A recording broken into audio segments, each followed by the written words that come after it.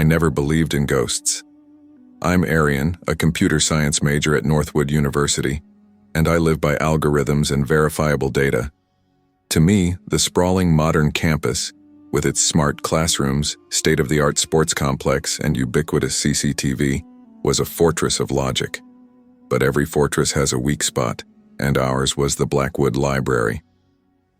The library was an architectural relic, a jagged granite structure that looked actively hostile to the sunshine. It had been closed since the mysterious death of a student named Alara nearly 20 years ago.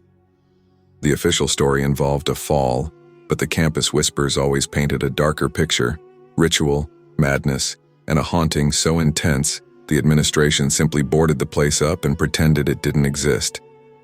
I used to joke with my roommates, Maya and Rohan, that the university just wanted to save on heating bills. Then Kieran disappeared. Initially, I wasn't bothered. Students skip town all the time. But the official missing person report hit different, mostly because of the cold, hard data they reluctantly released. Kieran was last seen near Gate C, the rusty side entrance that bordered the Blackwood grounds. It was the only thing remotely interesting about the location. The real shift in my mindset came a day later when Rohan showed me the CCTV footage on his laptop, a choppy, night vision clip from the campus boundary cameras. It showed Kieran walking casually toward the overgrown hedge beside the library wall around midnight. He paused, looking back over his shoulder as if someone had called his name, but no one was visible in the frame. Then, instead of going through the gate, he simply melted into the thick shadows of the hedge and was gone. "He just vanished," Rohan breathed. "It's like the shadow ate him." I tried to rationalize it. "Bad frame rate, Rohan. A classic camera blind spot. He probably ducked low and ran." "Watch the wall," he insisted, pointing a trembling finger at the still image. Just as Kieran turned, there was a brief, unmistakable flicker on the stone. It wasn't a light reflection. It was a shapeless, elongated ripple, a shadow that had no source. It felt wrong, like a tear in the visual fabric of the world. Then, Rohan did the worst thing possible. He put on the headphones and handed them to me. "Listen close," he whispered. I did. Over the static and the low hum of the university's electric grid, I caught it. Not a voice, but a sound that scraped at the edge of hearing, a dry, hollow whisper that seemed to be pulled from the air itself. It was too low, too brittle to form words, yet it felt distinctly like a summons. It sounded hungry. When Priya disappeared a week later, the campus spiraled into genuine panic. Her last text message sent to her sister was what truly broke my faith in logic. "At the back entrance. Heard something. I think it's Alara's." The message cut off, and her phone's GPS pin died permanently less than 50 feet from the Blackwood Library's main stone steps. The campus was suddenly terrified of the technology it relied on, because the cameras only showed the terrifying fact of their disappearance, not the how. The rumors turned into a suffocating cloud of dread. My friends started avoiding conversations about the library, telling me to just drop it, Arian. But I couldn't. I had heard the whisper, and I knew the cameras had lied to us. One night, unable to sleep, I found myself pulled towards that forbidden corner. I ended up standing on the narrow asphalt path running alongside the library's high stone wall. The air here was dead and heavy, and the ivy-choked windows felt like eyes tracking my movement. I was searching for a logical flaw, a way in, anything to explain the impossible. I took out my phone, switched on the flashlight, and was about to check the brickwork for a loose panel when I heard it again. It wasn't the whisper this time. It was a rhythmic scraping sound, heavy and slow, like something vast and reluctant being dragged across a stone floor. The sound was definitely coming from the closed corridor inside the wall. Scrape, drag, scrape, drag. My heart hammered against my ribs, an uncontrolled drumbeat in the oppressive silence. I pressed my ear against the cold, damp granite. The sound instantly stopped. Absolute silence returned. "Who's there?" I called out, my voice pathetically thin. My phone beam shook wildly. I waited for what felt like an hour, Nothing. I decided it was rats, or a trick of the old building's acoustics. I turned to walk away, focusing on the rational explanation. But then, out of the corner of my eye, a flash of movement caught my attention. I spun back. One of the cracked, grimy windows on the second floor, one I knew for a fact had been completely dark, now held a form. It wasn't clear, but it was undoubtedly a shadow. It was long and skeletal, impossibly stretched and distorted, and it appeared to be peering down at me through the broken pane, its shape horribly unnatural. Before my brain could even register the full horror, the shadow vanished. The window was dark and empty again, but it was not silent. A soft, muffled giggle, dry and utterly without joy, floated down from the abandoned upper floor. It sounded exactly like the brittle whisper from the CCTV footage, only amplified and given a terrible, knowing punctuation mark. I didn't try to rationalize it. I didn't try to look for more. I ran, faster than I had ever run in my life. I was no longer a skeptic. The Blackwood Library was not just a building. It was an active, malevolent thing, and I had just announced my presence to it. Sleep became a luxury I couldn't afford. Every shadow in my dorm room twisted into that skeletal figure from the Blackwood window. Every rustle outside my window sounded like the dragging scrape from the library. My logical brain, once my greatest asset, had turned into my worst enemy, replaying the impossible shadow and the chilling giggle over and over. The campus, meanwhile, was a pressure cooker of fear. The university administration, desperate to quell the panic, deployed more security, issued stern warnings about approaching restricted areas, and increased police patrols around the Blackwood Library. They even installed new high-definition CCTV cameras covering every angle of the old building. For your safety, they claimed. But it felt more like they were trying to prove nothing supernatural was happening and failing spectacularly. My friends, Maya and Rohan, noticed the change in me.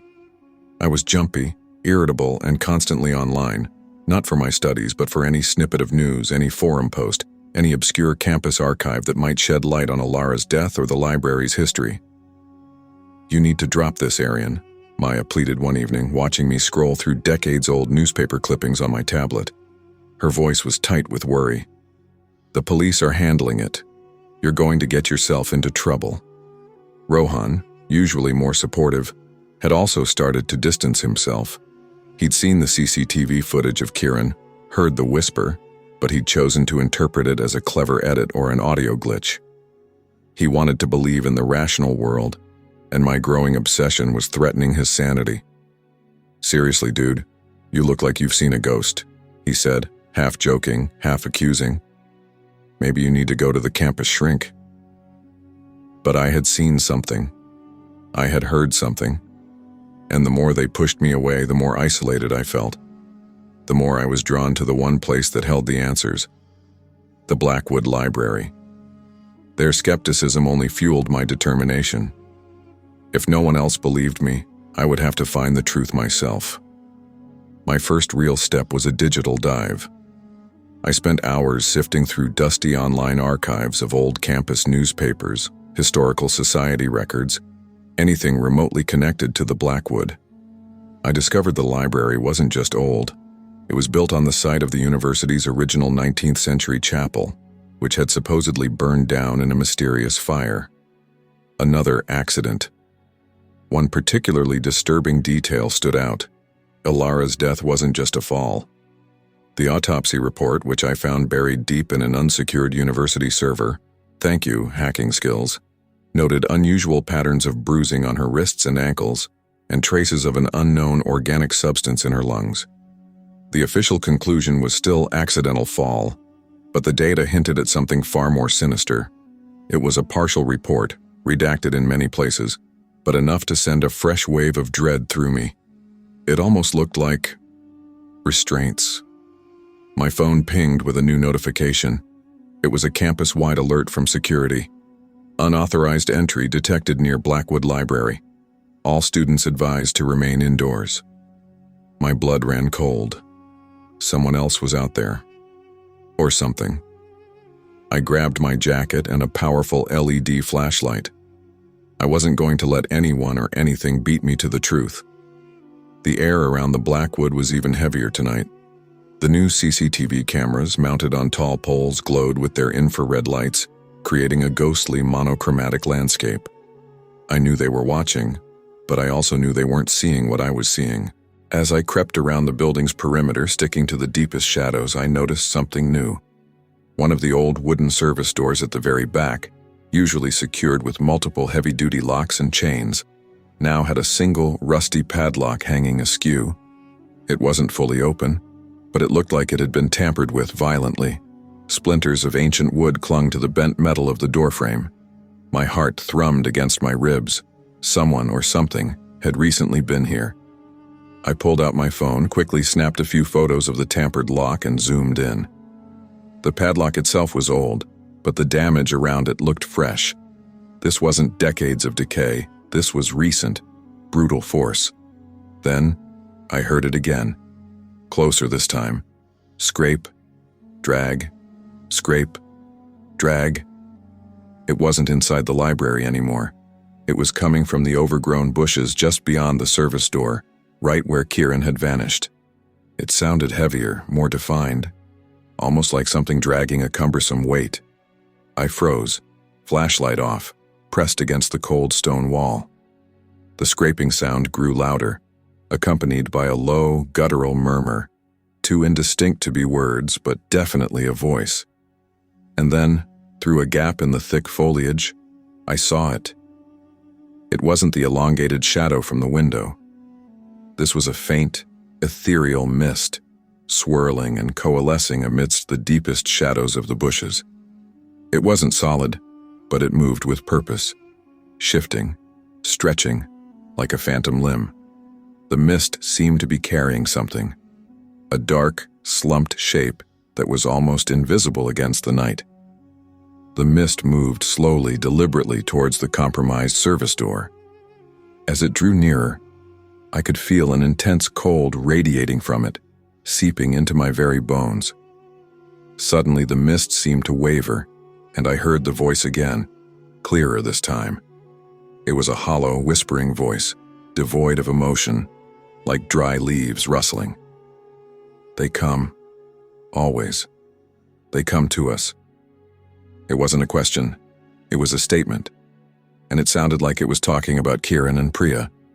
The mist paused directly in front of the damaged service door. Then, with a slow, deliberate motion that made no sense for a non-physical entity, it reached out with one of its shadowy tendrils. The damaged padlock, still hanging from the doorframe, began to rattle violently. The metal shrieked. The door, with a groan of ancient wood, slowly began to open, revealing a sliver of utter darkness beyond. I knew, with a certainty that chilled me to the marrow, that this was my moment. This was the opening. This was where the answers lay. My rational world was gone. All that remained was raw, primal terror and an unshakable compulsion to know. I had to go inside. The sight of that ancient service door, slowly yielding to the power of the swirling mist, snapped something crucial inside me. Fear was still a paralyzing electric current, but it was now fused with a frantic, desperate curiosity. The rational Aryan was dead. All that remained was an obsessive need to find out what had taken Kieran and Priya. The whispering mist finally retreated, slipping back into the shadows of the ivy, as silently as it had appeared. The service door was left ajar, revealing a narrow, pitch-black gap. I didn't hesitate. I pulled my phone out, switched the flashlight to its highest beam, and slipped through the opening. The stench that hit me was immediate and overwhelming. A cloying mixture of damp rot, mildewed paper, and something sickly sweet, like decaying flowers. The air was so thick it felt like breathing water. I was in a tiny maintenance room. The walls were lined with defunct circuit breakers and rusted pipes. My flashlight beam cut through the absolute darkness, revealing decades of undisturbed dust and cobwebs thick as gauze. My phone vibrated. No signal. The library wasn't just old, it was a dead zone. I moved quickly, following a narrow, twisting corridor until I reached the main structure. I pushed open a final wooden door and found myself standing in the nave of the Blackwood Library. It was magnificent, vast, and terrifying. The main reading room stretched 3 stories high, topped by a vaulted skeletal ceiling. Moonlight streamed through the huge, grimy windows, but it did little to penetrate the darkness pooled beneath the enormous, empty bookshelves. It felt less like a library and more like the inside of a massive, cold tomb. Scrape. Drag. Scrape. Drag. The sound was back, echoing horribly off the high ceiling. This time it was coming from the second-floor mezzanine. I focused my light upward. The railings of the mezzanine were iron, wrapped in thick black dust. Nothing moved, yet the sound persisted, circling. I knew I needed to get up there. That's where Alara had died, and that's where the shadow had peered at me. I found the main staircase, a grand, curving sweep of marble that groaned ominously under my weight. As I climbed, I used my phone to snap pictures of anything that looked out of place. Strange, faded symbols carved into the banister that weren't part of the original architecture. A row of books on a lower shelf that seemed newer than the rest, their spines facing inward, and a single, almost imperceptible footprint pressed into the thick dust of the 3rd step. It looked too large, too heavy, and disturbingly bare. Reaching the mezzanine, the air grew instantly colder, hitting me with a sudden clammy intensity. I raised my flashlight and gasped. Lining the edge of the railing were 3 distinct piles of items. Not bodies, but items belonging to the missing students.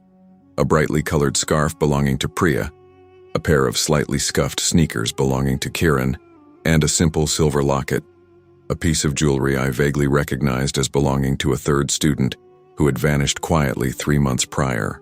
They weren't just scattered. They were neatly stacked, almost like offerings. I backed away, stumbling into a row of tall, dark shelves. As I steadied myself, my flashlight beam swept across the ceiling directly above the stacks. There, carved deep into the limestone, was not a book catalog number or a dedication, but a series of interconnected, jagged lines. The same strange, non-architectural symbols I had seen on the banister downstairs. My phone, dead of signal, suddenly lit up with a single unread message in my locked inbox. The sender was listed only as Alara. I fumbled to open it, my fingers shaking violently. The message contained only a single, heavily compressed image file and 2 words, "Found us." I opened the image.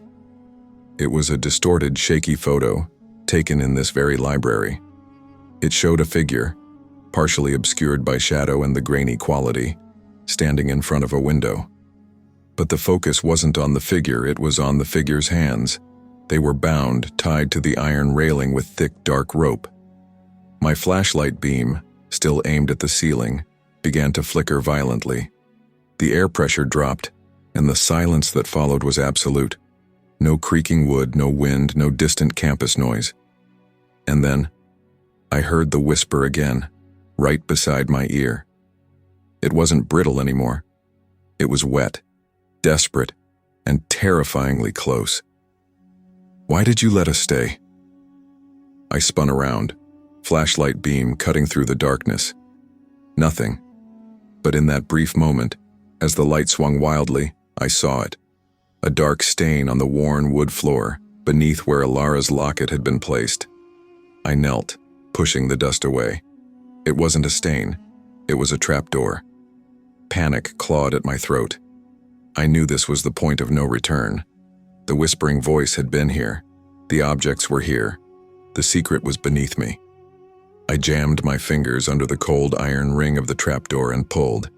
It resisted, but then gave way with a screech of rusted hinges, releasing a blast of frigid, stagnant air that reeked of earth and decay. Beneath the library was a stone staircase leading down into absolute darkness. The darkness that had consumed Kiran, Priya, and Alara 2 decades earlier. I had found the path to the horrifying secret truth. I descended into the blackness, my phone's feeble light barely illuminating the slick, narrow steps. The last thing I saw before the trapdoor swung shut above me, plunging me into total darkness, was a final image in my mind's eye. The distorted figure in the photo, its face shadowed, its wrists bound, and the unmistakable realization that the figure was not Alara. It was Kieran. The sound of the trapdoor slamming shut above me was the sound of my final anchor to the real world being severed.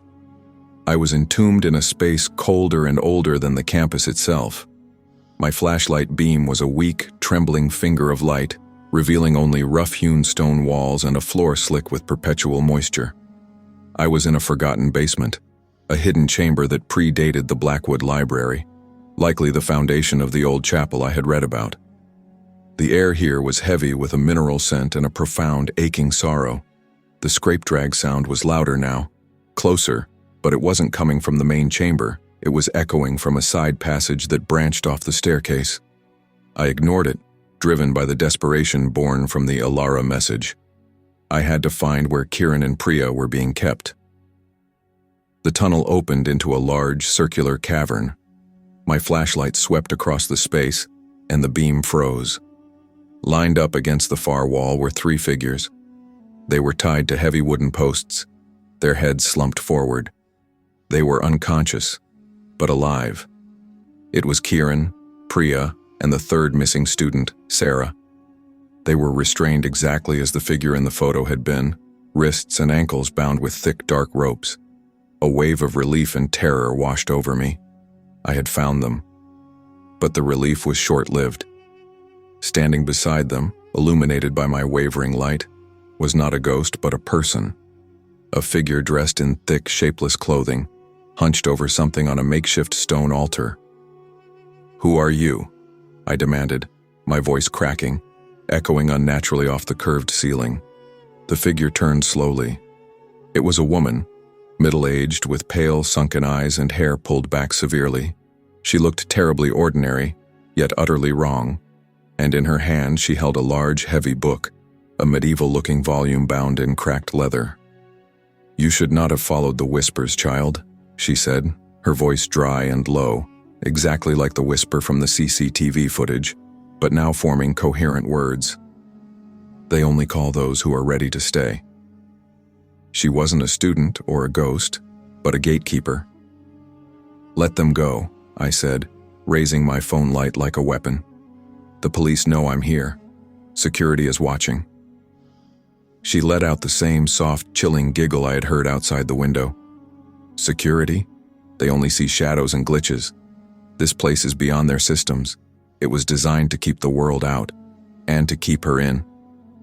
She pointed to the ceiling above. "Alara wasn't murdered. She was bound here 20 years ago to serve a purpose. This place, this chapel foundation, requires a constant, living tether to the surface. It is a drain. It feeds on their time. It keeps this space alive and secret." The horrible realization slammed into me. The haunting wasn't Alara. The haunting was a system, and Alara was merely its first victim, trapped here to draw others in. The mist, the shadow, the whispers. It was Alara's tormented consciousness, a broadcast signal manipulated by the woman standing before me. Suddenly, the woman's attention snapped away from me, her head cocked, listening to the side passage. Scrape. Drag. Scrape. Drag. The sound was right upon us, now accompanied by a wet, heavy thudding. "You have brought an interruption," the woman hissed, her eyes wide with a manic fear. "You are not scheduled."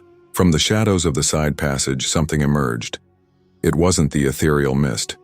It was the culmination of the scrape-drag sound, a monstrous, formless lump of shifting, organic matter, wrapped in damp black robes and moving with an agonizing slowness. It had no discernible face, just the occasional glint of a dark, oily surface where eyes should have been. It smelled intensely of the rot and decay that permeated the room. "The keeper," the woman whispered, cowering away from it. "It demands discipline." The creature scraped and dragged itself towards the tied-up students. It reached out a massive, crude appendage toward Kieran. I didn't think. I reacted. I hurled my heavy LED flashlight across the room, hitting the creature's shifting bulk with a loud metallic clank. It worked. The thing stopped, its massive form momentarily recoiling. The woman shrieked, clutching her heavy book. This was my chance. I lunged at the woman, tackling her to the rough stone floor. The ancient book flew from her grasp and slid across the wet stone. I punched her, adrenaline overriding my terror, knocking her temporarily unconscious. The keeper, distracted from the students, now turned its terrible, dark attention to me. It began its slow, deliberate scrape towards me. I scrambled away, grabbing the heavy book. I needed to get to Kieran and Priya, but the creature was blocking my path. I opened the book in a panic. The pages were covered in the same jagged symbols I'd seen upstairs, scrawled alongside crude drawings of binding and human figures. The central text, however, was written in English, an archaic looping script. It was a ritual of containment. As the keeper scraped closer, its oily surface reflecting the sliver of light from the trapdoor above, I found the line. It wasn't a summoning spell. It was a reversal command, a way to sever the tether. The creature was almost upon me. I could hear its wet, rasping sound. I screamed the words from the page, a nonsensical collection of harsh syllables and Latin phrases, desperate and loud. The effect was instantaneous. The keeper didn't vanish, but it recoiled with a terrible shriek that was not sound, but a deafening pressure in my skull. Simultaneously, a blinding flash of silver-blue light erupted from the three bound students. The thick, dark ropes holding them instantly disintegrated into dust. The creature's bulk shivered violently, then it collapsed in on itself, becoming a puddle of black, inert sludge on the stone floor. The oppressive cold in the room vanished. Kieran, Priya, and Sarah slumped forward, free but still unconscious. My victory was meaningless if we couldn't escape. My phone was dead. The woman was stirring. I kicked the heavy book into the black sludge. It instantly hissed and dissolved. I grabbed Kieran first, hoisting his heavy body over my shoulder. I had to get them up the stairs. The last tether was cut. The horror was collapsing. I managed to drag all three students one by one up the slick winding steps and through the trapdoor. The final moment came when I jammed the service room door open with a rusted pipe and tumbled out onto the wet grass of the campus. I left the woman locked in the vault beneath the Blackwood Library. The sound of distant sirens was already growing louder. I collapsed onto the grass, the light of the modern world burning my eyes. We were alive. But I knew the reality I had returned to was irrevocably broken. The sirens were the sweetest, most terrifying sound I had ever heard. The campus security and police swarmed the Blackwood Library grounds, followed by paramedics who immediately focused on Kieran, Priya, and Sarah. They were alive, suffering from severe dehydration and shock, but alive. I gave my statement, a heavily edited version. I spoke of following a hunch, finding a tampered lock, and locating a clandestine meeting of a twisted, isolationist cult operating in the old chapel foundation. I described the woman as the ringleader and her keeper as an automated mechanical weight and pulley system used to restrain the students. I omitted the whispering mist, the skeletal shadow, the impossible dissolution of the ropes, and the archaic ritual book. No one questioned the inconsistencies in my story too closely. The relief of finding the missing students alive was overwhelming, and the discovery of the woman, who was indeed a former estranged professor with a long history of obsession with local mythology, provided the authorities with a tidy, rational narrative. They sealed the trapdoor with concrete and officially labeled the Blackwood Library a major crime scene. They found the dark sludge, but forensics dismissed it as a combination of mold, decaying organic material, and spilled chemicals from the old maintenance room. My rational world was rebuilt by the police and the university, brick by painful, logical brick. But my reality was shattered forever. I survived. I finished my degree, ironically graduating with honors in computer science, the discipline I now fundamentally distrusted. Technology, which I had believed could reveal every truth, failed to see the most terrifying one. The sophisticated CCTV systems recorded Kieran vanishing and the whispering woman, but only saw what they were allowed to see. Kieran, Priya, and Sarah all recovered physically, but they remember almost nothing of their time in the vault, only a terrifying, empty coldness and the sound of dry leaves endlessly rustling. I remember everything. The scars aren't visible. They're etched into the corners of my vision. Now, when I'm alone in a silent room, I hear the wet scrape and drag just at the edge of my hearing. When a shadow lengthens too quickly on a wall, I see the skeletal distortion of a figure peering down. And sometimes, late at night when the campus is quiet, my phone will inexplicably light up showing no signal. Yet I feel the cold certainty that someone or something is trying to send me a message. The campus thrives. New students enroll every year, blissfully unaware of the concrete-sealed vault beneath the ivy-choked Blackwood Library. They walk past it, laughing at the old ghost stories. But I know the truth. Ilara was a tether, and the woman was merely the keeper of the chain. When I read the reversal command, I broke the chain, but I didn't destroy the thing that demanded the connection. I simply set it free, forcing it to retreat into the deepest darkness of the earth. And sometimes when I tell this story, and I only tell it when I need to make someone understand the true meaning of dread, I focus on the sensory details. The overwhelming stench of decay, the way the frigid air felt like a physical hand, the sound of that dry, soft giggle.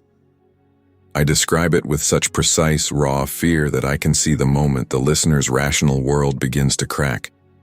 Because the most horrifying part of it all is knowing that I am the only one who remembers the truth, and that I was the last person the desperate consciousness of Ilara used to whisper, "Found us," before she was silenced forever. I survived the library, but the Blackwood, in its own terrible way, never let me leave.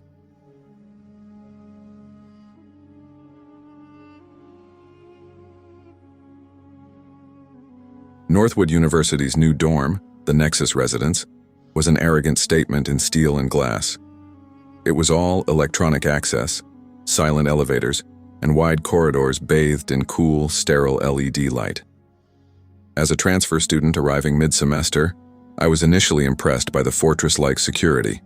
Retina scanners at the main door, keycard access for every floor, and a constant low buzz of CCTV cameras monitoring every inch. This place felt less like a hostel and more like a high-tech vault. My assigned room was 408. I swiped my card, ready to settle in, but the display flashed a persistent error. I spent the next hour wrestling with a tired, perpetually annoyed residence assistant named Ken. "Look, Arian," he sighed, running a hand through his hair. "The system glitched. 408 is currently under maintenance. It happens. I have to put you in the overflow until it's fixed." "Overflow? Where's that?" I asked, already dreading some temporary cot in a lounge. He checked his tablet, then froze. His eyes flickered up at me, then immediately back down to the screen. "Room 3113, third floor. It's available." I had heard the whispers, of course. College life is built on half-truths and amplified gossip, and the Nexus was no exception. Everyone knew about room 313. Officially, the university claimed it was reserved for long-term maintenance issues, but the student narrative was far more sinister. Anyone assigned to that room ended up seriously messed up. Some were transferred out after a mental breakdown. Others, people said, had simply vanished. I had dismissed it as the usual over-the-top campus folklore. Now, standing in front of the RA whose face had gone oddly pale, the folklore felt suddenly heavy with gravity. "Wait, 313? I said, trying to sound casual. "Isn't that the one with the plumbing problems? Can't you just assign me a temporary room on a different floor?" Ken avoided my gaze, pressing the key encoding device with unnecessary force. "The system assigned this one. It's what we have. Just keep the door locked and report any plumbing issues to the front desk." He handed me the key card, his fingers cold against mine. "Good luck." The way he said "good luck" sounded more like a dire warning than a pleasant farewell. The third floor was identical to the others, but the air felt subtly different, thicker perhaps. The door to room 313 was a heavy, anonymous slab of metal, no different from any other. I swiped my new card. The green light flashed, and with a quiet click the lock yielded. Stepping inside, I was relieved, then confused. The room was perfectly modern, clean, and spacious. A standard twin bed, a desk, a wardrobe, and a private bath. It looked utterly normal. No leaks, no cracked paint, no sign of any long-term maintenance issue. So much for the ghost stories, I muttered, dropping my backpack onto the clean, striped duvet. I spent the first few hours unpacking and setting up my gear. I checked the wardrobe, the desk drawers, and the bathroom mirror, a standard rectangular glass reflecting the ordinary student staring back at me. Everything was fine. The room was just a room. The unsettling feeling didn't start until after midnight, when the massive building settled into its deep, echoing silence. I was lying in bed scrolling through my feed when I heard it. 3 sharp, distinct raps on the door. Knock, knock, knock. It was loud enough to be clear, but soft enough to be polite. I checked the time. 1:47 a.m. "Who is it?" I called out. Silence. Just the low hum of the dormitory ventilation. I figured it was a prank. Maybe some sophomores testing out the famous 313 legend. I got up, walked to the door, and peered through the wide-angle peephole. The corridor was completely antiseptically empty. The sleek gray walls reflected the glow of the emergency lights, and the wide lens of the hallway CCTV camera stared back at me, unblinking. There was literally no one there. I frowned, shook my head, and climbed back into bed. 2 minutes later, it happened again. Knock, knock, knock. This time, I felt a knot form in my stomach. I darted back to the peephole. Still nothing. The corridor was still empty. But as I leaned away from the door, my eyes caught a reflection in the small black screen of my turned-off laptop beside the bed. In the dark glass, I saw a fleeting flicker, a shadow that seemed to stand directly behind me. It was tall and angular, definitely not my own reflection. I whipped around, flashlight beam cutting across the room. Empty. Trying to reassure myself, I walked into the bathroom to splash cold water on my face. I looked up into the mirror, the perfectly clean, ordinary mirror. My reflection stared back at me, exactly as it should. But something was wrong. My eyes looked darker. The expression on my face was a little too still, a fraction too vacant. Then, slowly, my reflection began to smile. It was a tiny, upward tug of the corner of the mouth, but my face remained rigid. The reflection smiled, a cold, sickening, knowing smirk. While I stood frozen in horror, my own face locked in wide-eyed panic. Before I could scream, the reflection snapped back to my own terrified expression. The moment of impossible difference was gone. I backed out of the bathroom, my heart hammering a frantic rhythm against the walls of my chest. This wasn't a prank, a glitch, or a maintenance issue. This room was aware, and it had just introduced itself. My rational world had been confined to a metal box labeled 313. After the incident with the mirror, my life contracted to the agonizing space of room 313. I avoided sleep, subsisting on stale coffee, and the frantic, nervous energy that now permanently coursed through my veins. The initial fear of getting caught trespassing was replaced by the deeper, colder terror of my own unraveling mind. The occurrences became more frequent and more personal. The sounds were the worst. I would be working at my desk, and the faint, unmistakable sound of sobbing would begin. It wasn't loud, it was muffled, deep and utterly despairing, like someone weeping into a pillow inside the walls. I would press my ear to the painted drywall, trying to locate the source, but it always seemed to move, from the corner by the bathroom to the area behind the wardrobe. The room was also playing tricks on my eyes. I started seeing movement in my peripheral vision, a brief flicker of a dark shape just as I turned my head, or a shimmer of light reflecting off a surface that shouldn't be shiny. My attempts to find a rational explanation failed miserably. I reviewed the CCTV footage on the university portal, focusing on the hallway outside the room. The footage was pristine. No students, no RAs, no shadows. The cameras showed nothing that could explain the insistent knocking. When I tried to cross-reference my keycard access logs with the hallway footage, I found that the data for the 3rd floor, particularly around room 313, was routinely corrupted or missing. It wasn't a glitch, it was a digital void. My friends, who were on different floors, noticed my spiral. I refused to let them into 313, making excuses about the mess or the plumbing issues. When I tried to vaguely describe the phenomena, their eyes grew wide with pity and concern. "Arian, you haven't slept in days," my friend Lisa told me, gently placing a hand on my shoulder at the cafeteria. "The stress of the transfer is getting to you. Room 313 is just an old legend." Their disbelief was a barrier. I was trapped inside a nightmare that was only real to me. My isolation was complete, driving me deeper into the only place that offered a potential answer: the past. Using my limited coding skills and the network access I shouldn't have, I started digging into the dormitory construction records. I bypassed the modern university servers and found myself in the dusty digital archives of the city council's zoning office. The truth I uncovered was not supernatural, but infrastructural, and it was horrifying. The Nexus residence was a new building, yes, but it was built directly atop the deep foundation and basement of the old Northwood hostelry, a structure that had been demolished 25 years ago. The records were sparse, but one particular incident was heavily redacted: a student death in 1998. I found an old digital scan of a local newspaper article. The headline was chillingly vague: "Hostelry Tragedy, Student Found Deceased After Breakdown." The victim was a sophomore named Elias. He hadn't vanished. He had been found dead in his room from what was officially ruled a suicide. However, the tiny, blurry article mentioned the location of the tragedy: Room 313. It wasn't a coincidence. The modern Room 313 was built on the exact same physical footprint as Elias's room in the old building.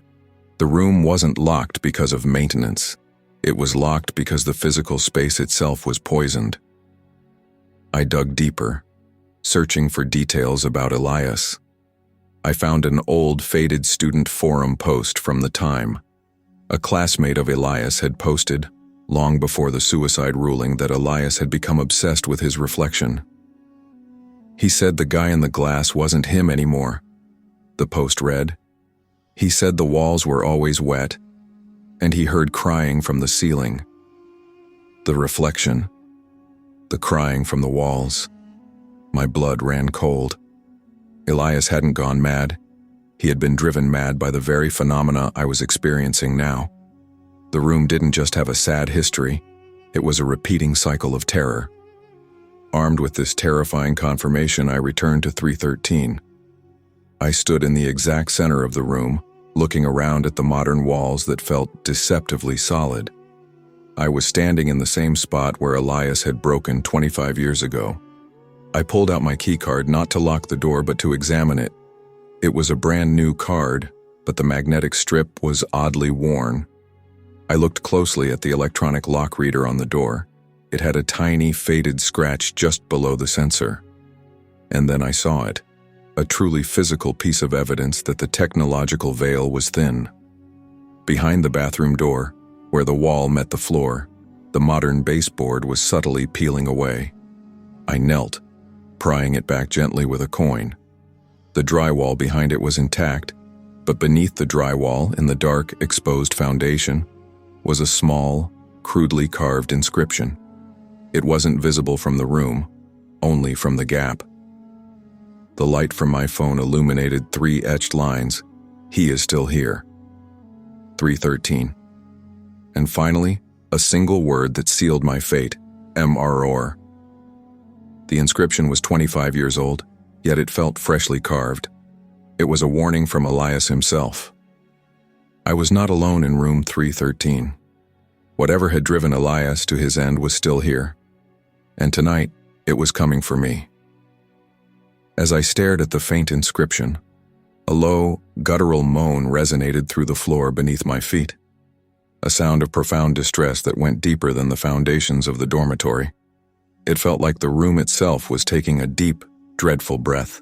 The inscription on the wall, "He is still here, 313 MROR," was not just a warning. It was a confession from Elias, reaching across 25 years. It confirmed my terrifying suspicion. I wasn't just in Elias's room. I was experiencing his final, agonizing moments. The low, guttural moan from the floor beneath me was the room itself, taking a deep, dreadful breath, preparing for its next victim. I backed away from the wall, my mind a whirlpool of terror and adrenaline. I had to get out. I grabbed my keycard and fumbled for the door, my hands slick with sweat. I swiped. The light flashed green and the lock clicked. I pulled the handle.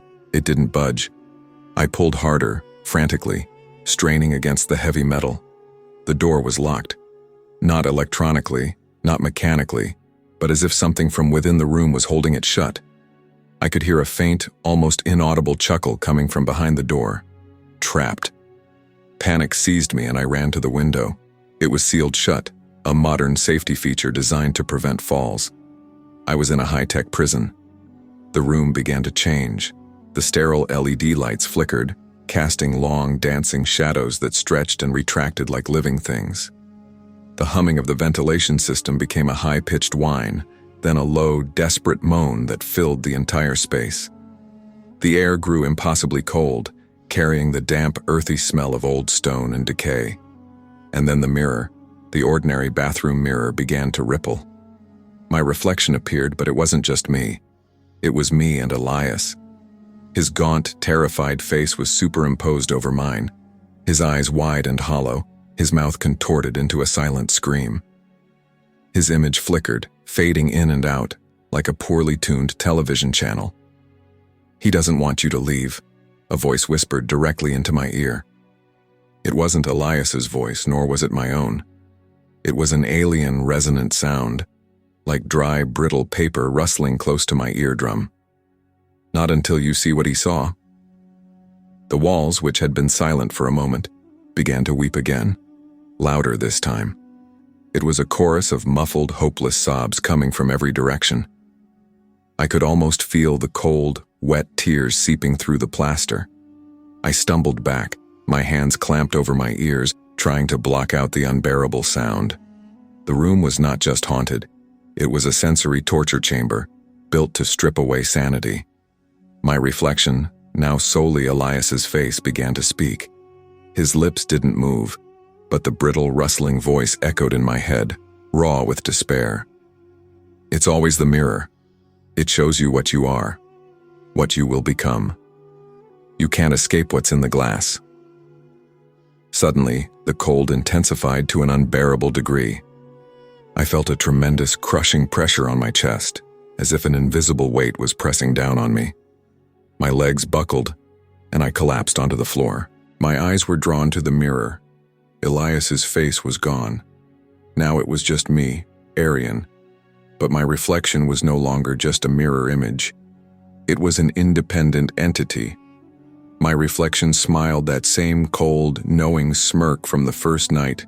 Then slowly, deliberately, it raised a ghostly hand and placed it against the glass. I tried to move, to lift my own hand, but I was pinned. My reflection's spectral hand pressed harder against the mirror, and the glass began to fracture.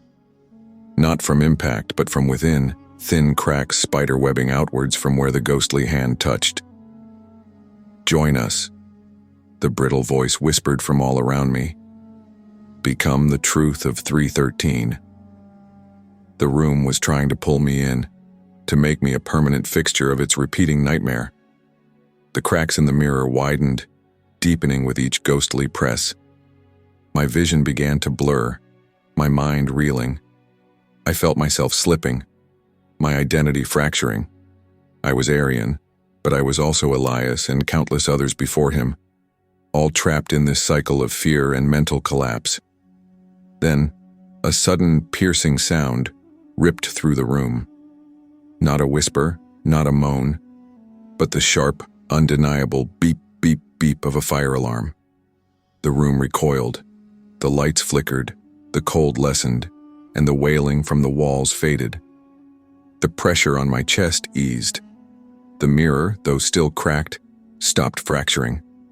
The fire alarm was real, cutting through the spectral terror.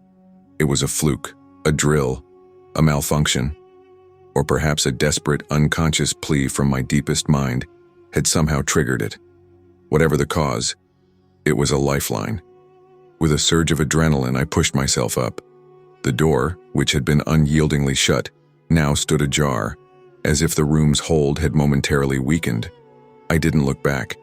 I stumbled out into the blaring chaos of the fire alarm, the wide, sterile corridor now filled with confused students and RAs evacuating the building. The sudden noise, the flashing emergency lights, the sheer normality of the situation was a shock to my system.